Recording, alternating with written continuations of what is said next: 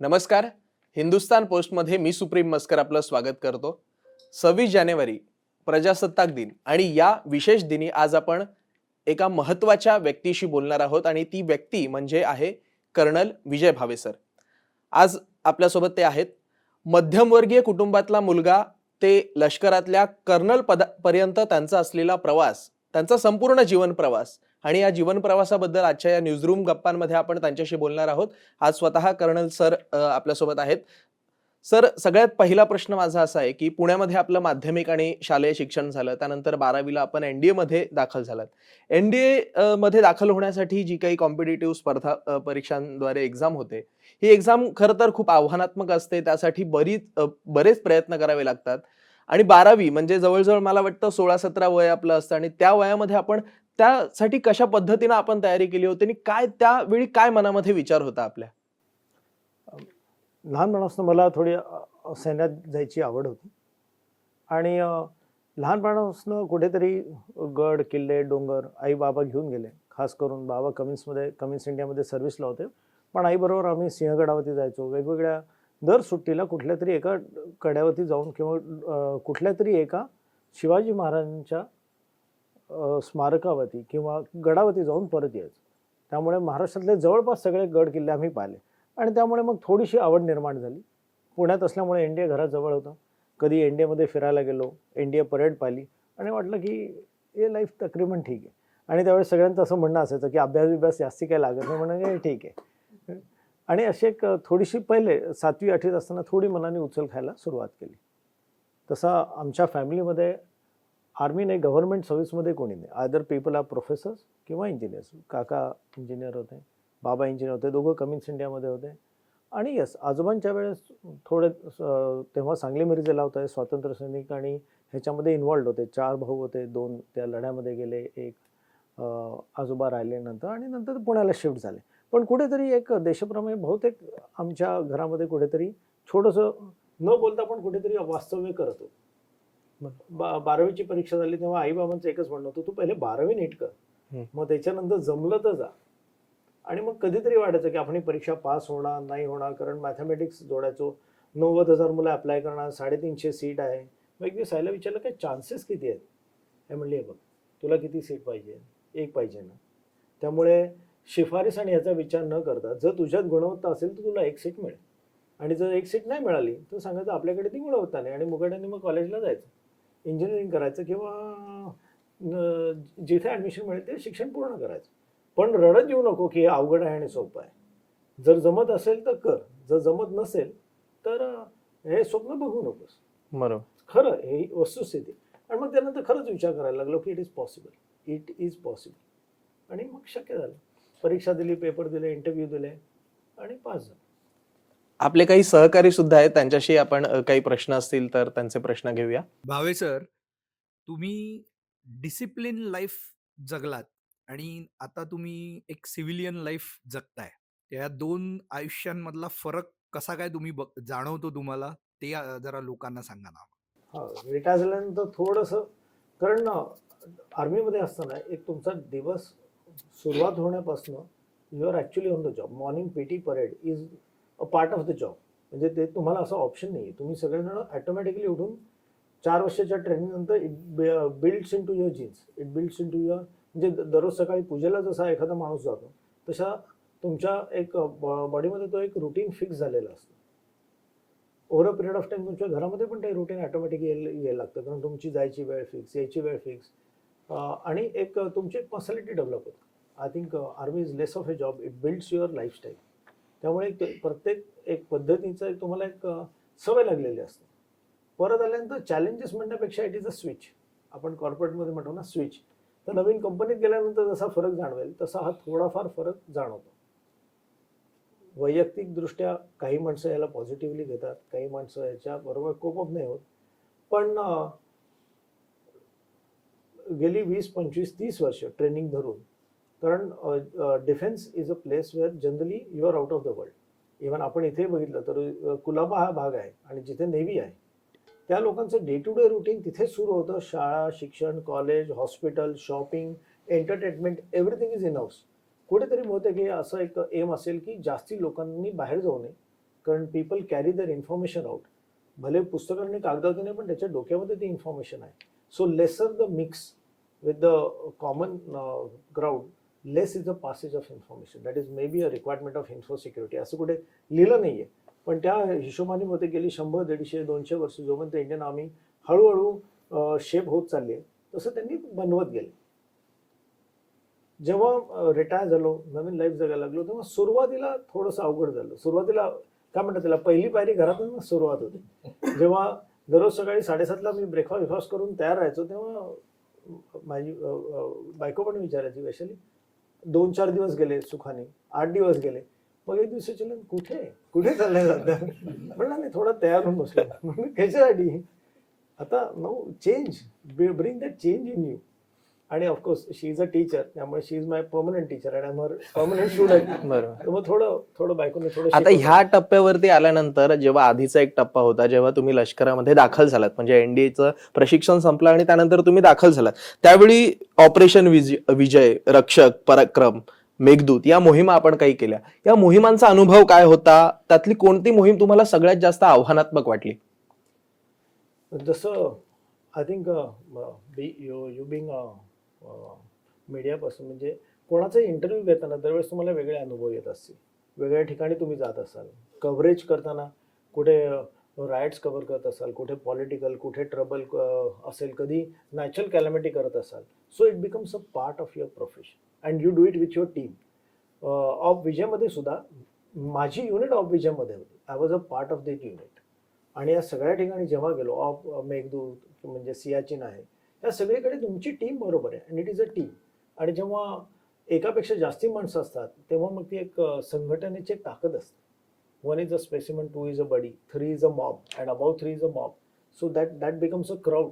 And काय म्हणतात त्याला, जेव्हा समुदाय एकत्र येतो, एखादी टीम एकत्र येते, तेव्हा team work is most powerful.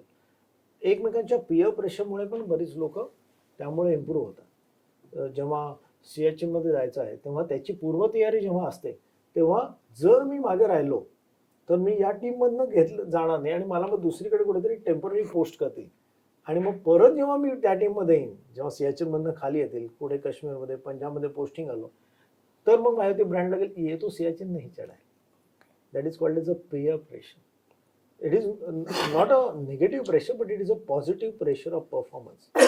कारण मी या टीममध्ये आहे, या टीममध्ये माझं अस्तित्व आहे, या टीममध्ये मेरा एक काय म्हणतात त्याला रेप्युटेशन आहे. One fights for the reputation. आणि slowly you become a part of it. You start becoming specialist of particular item and you get over it. Sir, तुमच्या एवढ्या सगळ्या मोहिमा आहेत, त्या तुमच्या जे छातीवर मेडल्स आहेत, तर त्या मेडल्सचा आणि मोहिमांचा अनुभव आम्हाला ऐकायला आवडेल, आणि या सर्व मोहिमांमधलं एक चांगला आणि एक वाईट अनुभव. जेव्हा तुम्ही एका युनिटचा हिस्सा होता, तेव्हा it becomes a part of your profession. सगळ्यात महत्त्वाचं काम असतं की दिलेलं टास्क, मिशन ते पूर्ण झालंच पाहिजे, which is non negotiable. Because एका युनिटमध्ये जेव्हा तुम्ही युनिटचा भाग असता, लढत असता, तेव्हा you are fighting for that flag of that unit. ती एक एंटिटी आहे, त्याला पलटन म्हणतात, बटालियन म्हणतात इंग्लिशमध्ये, किंवा एक टीम म्हणतात. त्या टीम मेक्स युअर एव्हरीथिंग. आपण जर युनिट्समध्ये गेलो तर त्यांचा 200-200 वर्षाचा इतिहास लिहिलेला आहे. आणि त्यावेळेस मग माणूस तुमची ओन आयडेंटिटी विसरून त्या युनिटची आयडेंटिटी मानली जातो. जर फर्स्ट MLI म्हणजे फर्स्ट मराठा असेल, तर फर्स्ट मराठाचा तो भाग होतो. जसं मी 13 पंजाबचा ऑफिसर होतो, तर I become a part of that particular unit. आणि त्या युनिटची रेप्युटेशन, युनिट पलटन की इज्जत सबसे बडी. It is more precious than even your life. that culture is built with you. So आम्ही सियाचीनमध्ये चाललो होतो आणि थोड्या वेळापूर्वी आम्ही बोलत होतो. तर सियाचीनची पूर्वतयारी म्हणून खूप जोरदार test, rigorous, medical fitness. Because सगळ्यात जास्ती सियाचीनमध्ये basic war is with nature. Rarefied atmosphere, low temperature, altitude आणि लोनलीनेस. कारण तुम्ही निर्मनुष्य भागात काम करता. ह्याच्यासाठी जी तयारी आहे, त्या तयारीसाठी नाही म्हटलं तरी एक 5-6 महिने युनिट घ्या. कारण युनिटमध्ये सर्व वयोगटाची माणसं आहेत, 18 ते 42-43 इज द एज ग्रुप. आणि या सगळ्यांची गरज आहे, कारण प्रत्येक प्रकारचा माणूस तिथे पाहिजे. रेडिओ ऑपरेटर पाहिजे, टेलिफोन पाहिजे, मशीन गनर्स पाहिजे, मॅप रिडिंगवाला पाहिजे, and so on, which makes a unit as a composite unit. गाडीतला एखाद्या पार्ट्स नसला तर गाडी बंद पडेल तसं आहे. सो मोस्ट चॅलेंजिंग मला वाटतं फिजिकली पाहिलं तर सियाचीन आहे.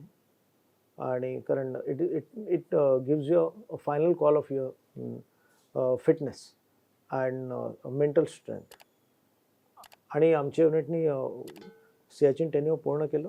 Mission is completed without a single casualty. सुरुवातीला जेव्हा सुरुवात होते तेव्हा you don't value the impact of what is going to happen of human life. जेव्हा तुमच्या बरोबरची लोक कॅज्युअलिटी होतात अँड वन्स त्यांच्याशी नंतर फॅमिलीशी तुम्ही कनेक्ट व्हायला लागता तेव्हा तुम्हाला कळतं की लाईफचं किती महत्त्व आहे. सो थोडे दिवसानंतर 5 वर्षानंतर 10 वर्षानंतर लोक स्वतःच्या जीवनाबरोबरच सहकाऱ्यांच्या जीवनाबद्दल जास्ती काळजी करायला लागतात. They start valuing it. कारण ही एक मनामध्ये कुठेतरी एक असते, वापस जाके मैं उनके घर वालों को क्या बताऊँ. So you start considering yourself as a family out of your family. There's a famous line na ki real brothers from different mother fighting together. So that is how you become a very solid team. आता मी retire झालोय तरी सुद्धा आजही आमचे खूप जिव्हाळ्याचे संबंध आहेत नोकरीपेक्षा बियॉन्ड. आता we are connected with each other as a family. अजूनही आमची सोशल्स होतात, आम्ही एकत्र येतो. आज सुद्धा सकाळपासून बऱ्याच लोकांचे मेसेजेस आहेत. सो एक नाही म्हटलं तरी तुमची एक वेगळी टीम तयार होते. So this is one of the positive thing. आणि challenging is life is a challenging you the way you take it. पण प्रत्येक अनुभवात कधीतरी शिकायला होतं. वाईट अनुभव म्हणजे काम करताना एखादा तुमचा सहकारी गेला आणि त्याची कुठेतरी रुखरुख तुमच्या मनात कुठेतरी राहते की काश इस रट से जाते तो शायद बच जाते. पण त्या इफ अँड बट्सला शेवटी मिशन इज सुप्रीम. सो प्रत्येकात अनुभवातून आपण शिकत असतो आणि सुधरत असतो.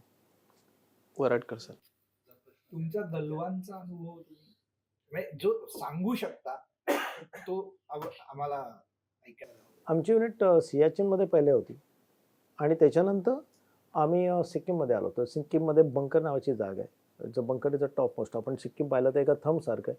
त्या नखाच्या जागी म्हणून एक बंकर नावाची जागा आहे. सो तिथे होती आणि तिथेही ॲटमॉस्फिअर वाईज तेवढीच अल्टिट्यूड आहे, तेवढाच बर्फाची कमी आहे आणि ओव्हरऑल वेदर आणि हे सगळं सेम आहे जवळपास. तर आम्ही सिक्कीममधनं जायच्या आधी जी तयारी आम्ही सियाचीनमध्ये जाताना केली तीच तयारी केली. त्यामुळे बऱ्यापैकी अनुभव आला. आणि काय म्हणतात त्याला फास्टेस्ट फिंगर फर्स्ट किंवा ज्याची मानसिक ताकद जास्ती आहे who will sustain. So while dealing with Chinese त्याचा खूप उपयोग झाला. It is not the machine with the man behind machine makes a difference. किती तुमचे ॲडव्हान्स वेपन्स आहेत, गाड्या आहेत, that is a lesser importance. ज्याची मानसिक ताकद जास्ती आहे तो तिथे सक्सेसफुल आहे. So this is a in nutshell of a Galwan. पण अदरवाईज आपल्याकडनं गलवानमध्ये किंवा सिक्कीममध्ये पाहिलं तर खूप दुर्गम भाग आहे, खूप रस्ते कमी आहेत. अदर साईड बऱ्यापैकी डेव्हलप्ड आहे. पण it is just a will power of the troops and support of the nation by which we could sustain and sail through. Sir काश्मीरमध्ये अतिरेक्यांविरुद्ध कारवाईमध्ये सुद्धा आपण सहभागी होतात. आता 370 कलम हटवल्यानंतर तिथली काय परिस्थिती आहे किंवा त्या काही ज्या काही अतिरेक्यांच्या कारवाया होत्या त्या थांबल्यात का? काय वाटतं आपल्याला? हो, हा थोडा चॅलेंजिंग प्रश्न आहे. टेररिझम आणि हा जर आपण एक सब्जेक्ट पाहिला आणि त्याच्यात कुठल्याही डिफेन्स सर्व्हिसेसचा रोल, भले तो पोलीस असून दे, CRPF असून दे, आर्मी असून दे, we can control and cut it. Solution is not that. कारण टेररिस्ट किंवा हा आपल्यापैकीच एक माणूस असतो. He is motivated or wrongly directed for some other reason.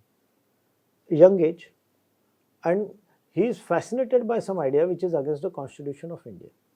तो त्याला आपण एक कंट्रोल आणि कर्टेल करू शकतो by army, by police, by CRPF. पण ह्याच्यावरती political solution is must. Strong government will, development and permanent discussion of negotiation are the final solutions on it. Article 370 is more of a political move. Whether it is successful or not, we are seeing it now. Statistics can speak, and of course, media is the best person to keep the statistics. But statistically, we are seeing that Kashmir मध्ये आजच्या डेटमध्ये बंद कमी आहे. Number of encounters have gone down, more tourist are reaching. Tourist तर तो माणूस असतो की जो सुखाने 4 क्षण आरामात घालवायला चाललेला असतो. So more tourist are travelling today in Kashmir, which giving a feel that the situation is coming back to the normal.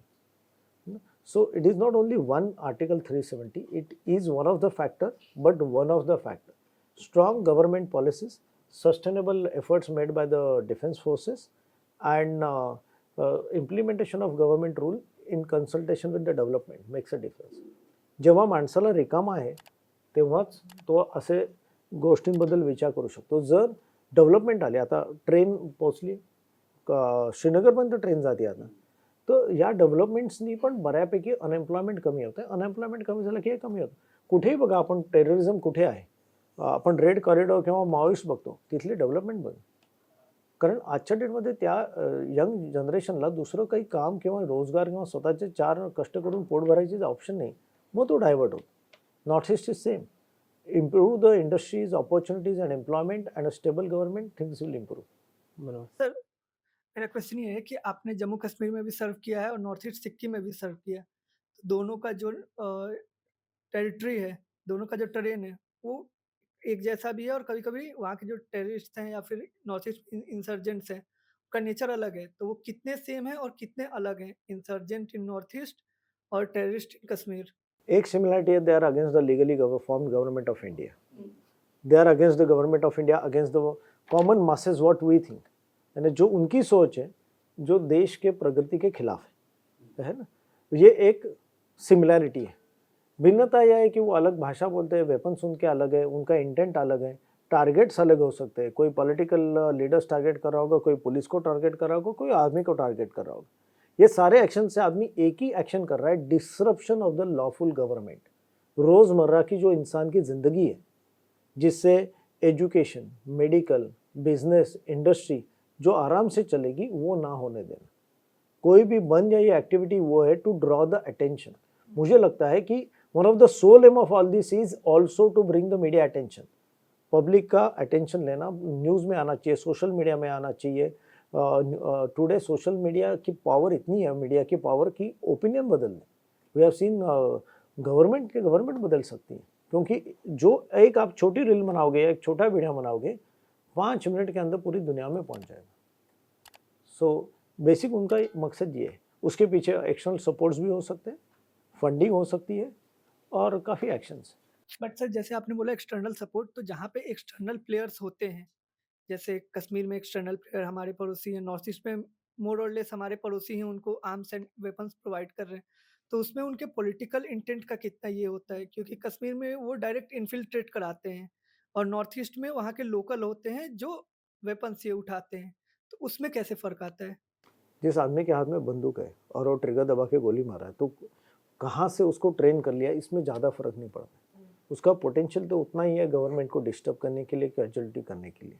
भले वो आके ट्रेन करे, बाहर से इन्फिल्ट्रेट करे, किसी और कंट्री से भेज दें, नेपाल हो गया और हो गया, उससे इतना फ़र्क नहीं पड़ता है. जैसे बॉम्बे ब्लास्ट है, कहाँ से लोग हैं इतना इम्पोर्टेंट नहीं, उसका इफेक्ट बॉम्बे की जनता ने सहा है ना. आज भी वो लोग मौजूद है जिन्होंने ब्लास्ट देखा है, कुछ इंज्योर्ड है, कुछ हुए, फिर भी वो इम्पैक्ट है. The spirit of Bombay it's is same.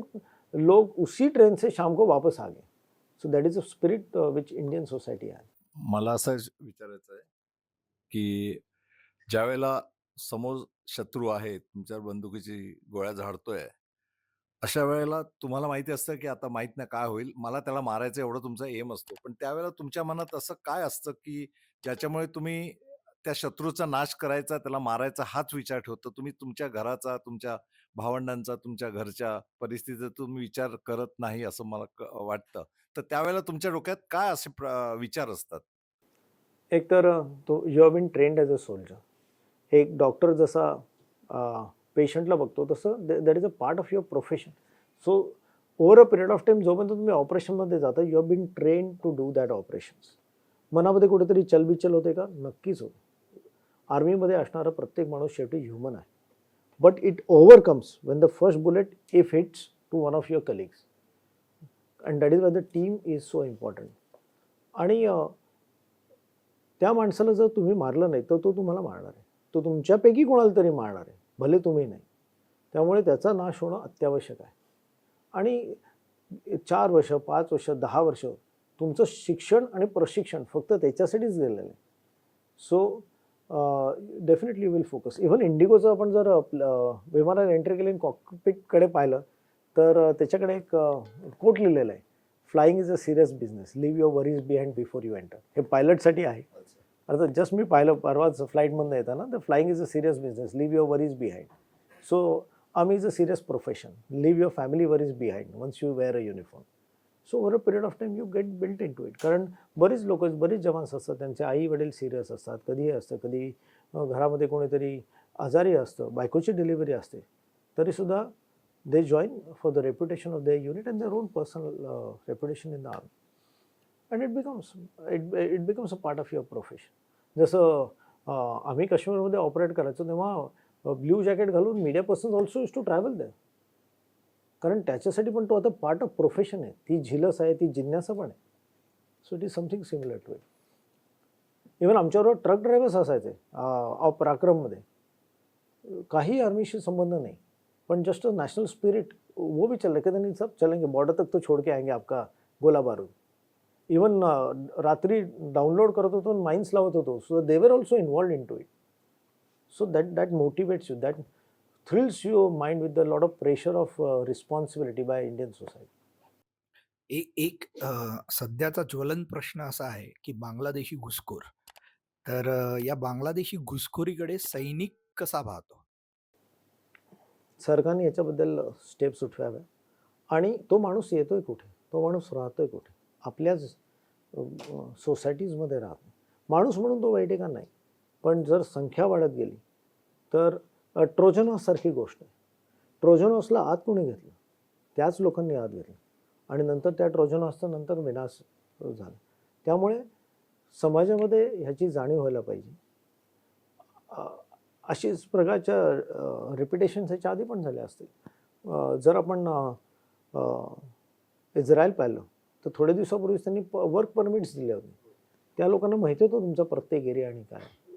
त्यामुळे देशातल्या प्रत्येक नागरिकाचं हे कर्तव्य आहे की कुठलाही अशा व्यक्ती जो देशाविरोधी आहे, देशात येऊन द्यायचा नाही. ते घुसखोरी करतायत म्हणजे कुठे करतायत? त्यांना कोणीतरी सेफ प्लेस देतं, त्यांना कोणीतरी राहण्यासाठी जागा देतं, कोणीतरी त्यांचं आयडेंटिटी कार्ड बनवतं. आणि जर सगळ्यांनी एकत्र येऊन जर इफेक्टिव्हली सगळ्यांच्या भल्याचा विचार केला तर I think it is possible. आणि हा विषय थोड्याफार प्रमाणात बहुतेक अरेस्ट होईल असं वाटतं. एवढा मोठा प्रश्न नाही आहे, पण जर आत्ता कंट्रोल नाही केला तर बहुतेक जास्त इश्यू मोठा होईल.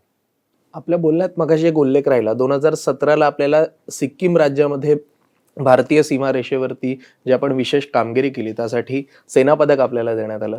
त्यावेळी खरं तर मनामध्ये ते सेनापदक छातीवरती लागत असताना काय भावना होती, आणि ते सेनापदक छातीवर लागत असताना आपली जबाबदारी किती वाढली आहे ह्याचं काय आपल्याला, म्हणजे त्यावेळी काय वाटत होतं? हां, तर मी सिक्कीम जॉईन केलं 2000, म्हणजे सिक्कीममध्ये पहिल्यांदा मी commanding officer of the unit झालो. आणि पहिल्यांदा तुमच्यावरती खूप जास्ती जबाबदारी येते, कारण तुम्ही तुमच्या युनिटचे हेड असता, कमांडिंग ऑफिसर असता, आणि सगळी युनिट तुमच्याकडे बघत असते की तुम्ही जे सांगाल ते करायला तयार आहे. त्यामुळे तुमच्या एका ऑर्डरवरती, एका दिलेल्या मेसेजवरती बऱ्याच लोकांचं लाईफसुद्धा अवलंबून असतं.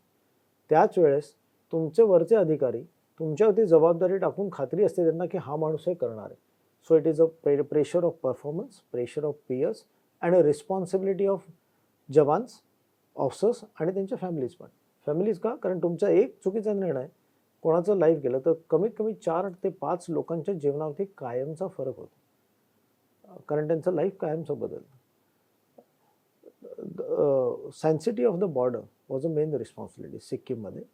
आणि त्यावेळेस पहिल्यांदा ब्रीच बॉर्डर करायचा प्रयत्न करत होता. It was more of a political supremacy fight, की कोण जास्ती ताकदवान आहे हे दाखवायचं. आणि त्यावेळेस इन्फ्रास्ट्रक्चर एवढं चांगलं डेव्हलप नव्हतं. आता बऱ्यापैकी डेव्हलप झालं आहे, रोड्स आले, टनल्स आले, हेलिकॉप्टर्स यायला लागली आहेत. तर त्याच्यासाठी म्हणून ती व्यवस्था करण्याची जबाबदारी आमच्यावरती होती. आणि 70 किलोमीटरची ती बॉर्डर आहे. 700 लोक आहेत तुमच्याकडे आणि सब झिरो टेम्परेचर्स कायम आहेत. बऱ्याच वेळा गाड्यासुद्धा मेटॅलिक चेन्स लावूनच चालत आहेत. सो या बॉर्डरवरती गस्त घालायची, मेंटेनन्स ठेवायचा, कोणाला आत घुसून द्यायचं नाही. कारण मीडिया कुठेही हायलाईट झाली तरी India has a internal challenges also. उद्या पेपरांमध्ये आणि न्यूजपेपरमध्ये येईल की 50 किलोमीटर चायनीज आत आले. So there is a ability of destabilising the public sentiments. So that was one of the major challenge. Maintenance of stock level, लोकांना ठीक ठेवायचं आणि चायनीज लोकांची कुठेही एन्क्रोचमेंट होऊन द्यायची नाही. हा सगळ्यात महत्त्वाचा टास्क. पण खरोखर चायना आत आलेलं आहे का? मीडिया जे दाखवतो कितपत म्हणजे सांगताना आता नरेटिव्ह काहीतरी सेट केले जातात सोशल मीडियाच्या जमान्यात किंवा चायनाने इतकं खाल्लेलं आहे जागा, इतका ऑलरेडी बळकावलेलं आहे, आता अजून आत आलेले आहे. हे खरं काय कसं कळणार सर्वसामान्य माणसांना? असं कधीच होऊ शकत नाही की एखाद्या युनिटमध्ये 1 इंच, 500 मीटरसुद्धा चायनीज, पाकिस्तानीज कुठलीही अपोजिशन पार्टी आत आली, त्या युनिटचं अस्तित्व त्याच्यासाठी लोक पणाला लावतील. युनिट मधला प्रत्येक माणूस बंदूक घेऊन हाताने, पायाने, नखाने सुद्धा लढेल, पण इट इज इम्पॉसिबल की कुठली युनिट एन्क्रोचमेंट कधीही ॲक्सेप्ट करेल. आपण आता गलवानमध्ये पाहिलं है ना, लोकांनी हाताने लढले, काठ्याने लढले.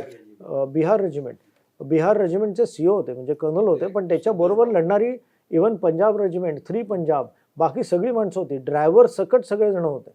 म्हणजे हा प्रश्नच येत नाही डोक्यात की त्यांच्या म्हणजे हे शक्यच नाही आहे कोणाला ॲक्सेप्ट करणं की छोटंसं सुद्धा एक तुकडी टेम्पररी सुद्धा आपल्या एरियामध्ये कधीतरी घुसू शकेल. म्हणजे माझ्या लिमिटेड 22 वर्षाच्या एक्सपिरियन्समध्ये people will cease to exist पण they will not allow encroachment. I don't think so. मी अगदी थेट विचारतो, म्हणजे राहुल गांधी सकट हे जे काही विरोधक कायम आरोप करत राहतात की हे सरकारचं अपयश दाखवायचा प्रयत्न केला जातो, तुम्ही सैनिक म्हणून जेव्हा तिकडे असता आणि हे असे आरोप जेव्हा होतात तेव्हा काय ते चित्र तुमच्यापर्यंत कसं येतं? आता ही सगळी मोठी लोक आहेत आणि मोठ्या मोठ्या शहरांमध्ये राहतात. माझी सगळ्यांना एकच विनंती आहे की जी लोक म्हणतात त्यांना प्लीज बॉर्डरमध्ये या आणि येऊन दाखवा. एका म्हणजे 17,000 स्क्वेअर फीटवरती वाटतं तरी कसं फील, हा तरी घ्या एकदा फील. तेव्हा त्यामुळे तुम्हाला म्हणजे जे तुम्ही म्हणताय ते तुमची इन्फॉर्मेशन एकदा येऊन बघा. पण हात कंगन को आरसी क्या ना, तो आके जरा देख लो. या सगळ्या लोकांना एकदा एक परिक्रमा आपण केली पाहिजे, फ्री टुरिझम केलं पाहिजे. मी बऱ्याच लोकांना रिक्वेस्ट करतो की तुम्ही फ्री स्पॉन्सरशिप द्या. माझ्या लिमिटेड कपॅसिटीमध्ये 2-4 लोकांना मी पण घेऊन जायला तयार आहे, पण जाऊन तिथे 4 दिवस घालू, 4 दिवस निवांतपणे घालू. जी झिरो लाईन म्हणतात, सीमारेषा म्हणतो आपण, मॅकमोहन लाईन म्हणतो, क्रेन्स म्हणतो, ते क्रेन्स आहेत काय ते तरी बघू. क्रेन्स म्हणजे नाही तर अजून पक्षीच वाटत असतील लोकांना. म्हणजे क्रेन्स म्हणजे एक मातीचा दगडांचा ढिगारा आहे सिक्कीममध्ये, त्याला क्रेन्स असं म्हटलं गेलंय. आणि त्यामुळे त्या ठिकाणी अल्टिट्यूडमध्ये जावं. एकदा सेल्फीचं आजकाल वर्ल्ड आहे, कारण माझी पण मुलगी सेल्फी काढायला आवडतं. एकदा सेल्फी वायर फेन्स बरोबर एक सेल्फी तरी काढा आणि मग म्हणून. सेल्फीचा विषय आला, तरुण पण आहेत आपल्याकडे. एक भारतीय म्हणून, राष्ट्रभक्त म्हणून तरुणांची आजच्या या संपूर्ण कालावधीमध्ये हे जे काही राजकीय किंवा सामाजिक जे काही आपलं देशाचं अस्तित्व आहे किंवा जे काही अस्तित्व राहणार आहे त्याच्यासाठी तरुणांनी काय करायला हवं, लष्करात येणाऱ्या तरुणांनी आणि विशेषतः सर्वसामान्य तरुणांनी काय करायला हवं, यासाठी तुम्ही काय सांगाल? आजच्या तरुणांकडे बघताना मला खूप बरं वाटतं. कारण आजचा तरुण अर्थात माझी मुलगी पण आता 18+ आहे. So they are energetic, they are aware. त्यांना खूप माहिती आहे, ते चौकस आहेत. कुठल्याही गोष्टीवरती आंधळेपणे विश्वास ठेवणार नाहीत. 2 मिनिटात काही झालं तरी सुद्धा ते शोधून देतील की this is what it is. They know the power of media, they know the power of internet, they know how to use it. आजच्या the future of India is this young generation. त्यामुळे बरीच अर्थात आता मी स्वतःला म्हातारा किंवा असं नाही समजत, पण आमच्या वयोगटातले म्हणतात अरे यार आजकाल generation. We don't know, they are the right people. कारण ती जनरेशन आपणच तर बनवली आहे. We are responsible, we are their trainers, students. So I feel आजच्या जनरेशनकडे पाहून खूप बघून बरं वाटतं. They are responsible citizen of India. त्यांची आपली वेगळी स्टाईल आहे. काय म्हणतात त्याला, फॅशन जशी बदलते तशी लोकांची विचारांची बाहेरनं पद्धत वगळते, पण मनामध्ये नक्कीच देशप्रेम आहे. आजच्या डेटमध्ये तुम्ही बघा, number of people applying for defence forces, police, army, number वाढतोय, कमी नाही होते. इव्हन 2-4 IITians पण आजकाल यायला लागले, जे ह्याच्या आधी नव्हते. टेरिटोरियल आर्मीमध्ये चांगल्यापैकी डॉक्टर्स आणि निष्णांत एक्सपर्टसुद्धा येत आहेत. कारण आजच्या डेटमध्येच नॅशनल स्पिरिट अजून तीच आहे. लोकं खूप इन्व्हॉल्व्ड आहेत. आजच्या डेटमध्ये भारताबद्दल आय एम अ इंडियन म्हणायला उलटं छान वाटतं त्यांना. आणि म्हणून तर इंडिया प्रोग्रेस करतोय. एक्सप्रेस हायवे, पोर्ट्स, एअरपोर्ट्स हे बदलतंय. चित्र बदलतंय, प्रगतिशील भारत होतोय. त्यामुळे ह्याचं श्रेय कालच्या तरुणांकडे आणि नक्कीच आजचे तरुण पण नक्कीच चांगलं करणार आहे. बरोबर. So I am very positive about today's generation. They are the future of India. धन्यवाद. One simple question. तुम्ही आता साहजिकच रिटायर झालेले आहात, तर तुमचे फ्युचर प्लॅन्स काय आहेत? हां, मी रिटायर झाल्यानंतर आता L&T फायनान्समध्ये काम करतो आणि ह्याच्यानंतर फ्युचर प्लॅन्स म्हणजे living a fit and a gainful life, giving back to society a small what I can, telling a correct picture to the society what army is. Army एक respectful profession आहे. मी किती केलं देशासाठी याच्यापेक्षा सुद्धा सोसायटीने माझ्यासाठी खूप केलं. कुठे युनिफॉर्ममध्ये आम्ही इवन पठाणकोट अटॅक झाला होता पोलीस स्टेशनवरती and we are going as a reinforcement. पण आम्ही ट्रेनमधून उचलून आमचे ट्रक भरत होतो ॲम्युनेशनचे, पण इवन गार्ड मास्टर जो चप्पल घेऊन गार्ड दाखवत होता तो सुद्धा हातभार लावत होता. त्याला म्हटलं, अरे अंकल रहने दो हम कर लेंगे. तर ते साहेब हिंदुस्थानी हम भी आहे. वाह. So that is a spirit. ती जी जबाबदारी टाकली होती देशाने ती खूप मोठी आहे. त्याच्यापेक्षा आम्ही खूप छोटं काम केलं बहुतेक आर्मीत असं वाटतं. आणि याच्यापुढे सुखाने आनंदाने जगायचं, फिट राहायचं, जेवढं जमेल तेवढं लोकांना फिट ठेवायचं आणि लोकांना जे आपल्याला माहिती आहे त्याच्याबद्दल खरं सांगायचं. एक शेवटचा माझा प्रश्न आहे. तुम्ही आता आर्मीमधनं इथे आलात प्रायव्हेटमध्ये प्रोफेशनमध्ये, त्यावेळेला तुमचं तिथलं हे वेगळं होतं, म्हणजे तुम्ही डिसिप्लिन काम करायचा, करप्शन किंवा असल्या गोष्टी तुम्ही लांब असायच्या. पण आज तुम्ही जेव्हा इथे काम करता ह्याच्यात फॅसिलिटीमध्ये L&Tमध्ये, त्यावेळेस तुम्हाला असे मोहाचे क्षण किंवा असे ब्राईब देणारे असे बरेच भेटत असतील, ॲडजस्ट करा असं सांगत असतील. अशा वेळेला तुम्ही त्यांच्यापासून कसे वेगळे राहता आणि आपली आयडेंटिटी तुम्ही जे ओरिजिनल आहात ते तुम्ही कसं राखण्याचा प्रयत्न करता? मला वाटतं माणसाचं जे नेचर आहे ते कायमच तसं राहतं. म्हणजे आर्मीच्या आधी पण मी तोच होतो जो आज आहे. अळवाच्या पानासाठी किंवा कमळाच्या पानासारख्या, ज्याला जो जसा आहे तसाच राहणार आपल्या संस्कारांप्रमाणे. स्वतःचं अस्तित्व मेंटेन केलं पाहिजे. जे आहे त्याच्यात माणसाने सुखी राहिलं पाहिजे. आणि मे बी या क्वालिटीमुळेच मला L&T फायनान्सने घेतलं असेल, हेही असू शकतं. हा जॉब देताना किंवा मला सिलेक्ट करताना कुठेतरी हा विचार केला असेल. पण मला वाटतं कॉर्पोरेट इज ऑल्सो किंवा सिव्हिल लाईफ पण कुठेतरी डिसिप्लिन्ड आहे. आमचा स्टाफ पण येतो 7:55ची लोकल पकडायची म्हणजे तो 7:55 पकडतोच. त्याला प्लॅटफॉर्म पण माहिती आहे कुठला येणार, त्याच्यानंतर कुठे यायचं, ते असं काट्यावती बरोबर चाललेले असतात. सो मला वाटतं कुठेतरी इट्स अ डिफरंट लाईफस्टाईल, पण कुठेतरी एक व्यवस्थितपणा, डिसिप्लिननेसही आहे त्यांच्यातही. त्याच्यातही आनंदाने जगायचं, त्याच्यातही सण मनवायचे, त्याच्यातही भजनी मंडळ, त्याच्यातही टीमवर्क हे आहे. इवन सॅटर्डे संडेला आवर्जून ट्रेकला जाणारे पण आमच्या कंपनीत लोक आहेत. So spirit is in the heart according to me. धन्यवाद सर. प्रजासत्ताक दिनाच्या या मुहूर्तावरती आपण म्हटलं तर कर्नल विजय भावे सरांचे जे विचार असतील किंवा जे काही त्यांचे अनुभव असतील ते त्यांनी आपल्यासोबत शेअर केले. हे विचार नक्कीच तुम्हालाही आवडतील. व्हिडिओ आवडल्यास चॅनल सबस्क्राईब करा. जास्तीत जास्त हा व्हिडिओ लोकांपर्यंत पोहोचवा. इतकंच सांगतो आणि थांबतो. धन्यवाद.